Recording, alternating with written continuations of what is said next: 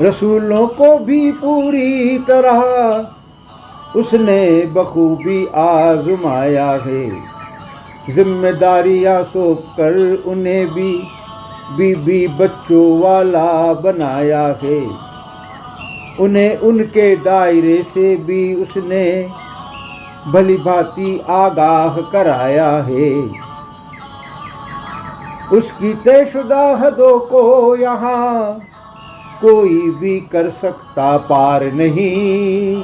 एक है तू एक है, ए अल्लाह, ए मालिक, ए ईश्वर, तेरा कोई पार नहीं। एक है तू एक है।